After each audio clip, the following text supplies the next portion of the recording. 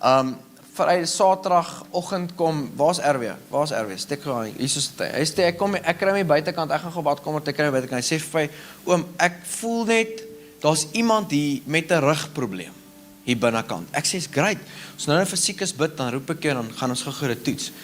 En ons vra, wie van julle het genesing nodig, en 'n paar mense staan op, wie het rugprobleme, en 'n paar ouens seker hande op, en ek sê, nee, sê vir my, waar op jou rug voel jy het, en hy wys die plekkie, en net een persoon hier binne, het dit in 'n skolet. Is hy nog reg vandag? Okay, jy mag nie ook in die kerk nie, ek weet dit is bietjie druk. En ek sê vir hom, wel, ek dink dit staan waar, en hy stap daar om, en hy bid vir Colette, en die Here genees haar onmiddellik. Maar dis dieselfde tyd wat hy haar genees, onmiddellik. Dit klink dalk nou, ons het al nou gesien, iemand bid vir 'n genees en reg so. Maar wat profound was, is nie net dit nie, is dat die Here al toe 'n hele tyd met Colette praat om geloof soos 'n kind te hê, en hier kom 'n kind, en bid vir haar, en haar rug genees. Maar, nie net dit, dit is die eerste keer ooit, wat RW vir iemand bid en genesing vind plaas. En hy stap om na sy sussie toe en gryp haar, en hy begin encounter net die Here, in daai oomblik. En ek gaan so, wel dan, dat jy nie net stil gebly het op wat jy gedink het jy gehoor het nie, maar uiteindelik gekom en sê, hoe toets ek hierdie ding? Want die Bybel sê, geloof sonder werke is, okay, so dan moet 'n aksie wees by dit wat jy glo. Baie ons hoor iets, lees die Bybel, hy gaan, ja, dit is great hierdie, maar hy loop dit nooit uit nie, hy toets dit eintlik nooit nie. Dis dit, Johannes 10:27 sê Jesus, my skape ken my stem, en hulle volg nie die vreemdelingse nie.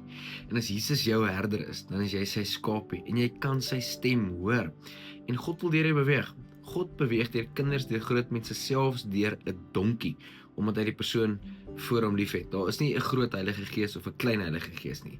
Daar is die Heilige Gees. En hy bly in jou. En God wil deur jou beweeg. En deur jou mense se lewens aanraak, en deur jou groot wonderwerke doen, net soos wat jy in hierdie getuienis gehoor het.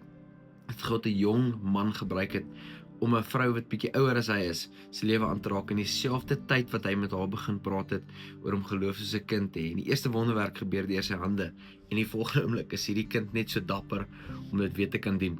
So ek wil jou bemoedig vandag, as jy Here se stem hoor, moenie wonder, is dit die Here, is dit die Here nie, selfs as dit net 'n gedagte, toets dit, want geloof sonder aksie, is absoluut mors dood. Voordat jy gaan, wil ek jou vandag bedank dat jy deel is van hierdie groot bedieningsspan. Elke keer wanneer jy 'n video like, op dit comment, share en finansiëel bydra tot hierdie bediening, maak jy dit vir ons moontlik om die woord van God verder te vat. Daar's 'n groot sieleoes wat op jou rekening gaan kom, elke keer wanneer jy betrokke raak by wat die Here besig is om te doen deur ons bediening. En ek waardeer jou opreg. Vandag wil ek jou net seën met die seën van die Here. Mag jou pad gelyk wees vorentoe, gesondheid by jou wees, goedheid en guns jou net al die dae van jou lewe volg.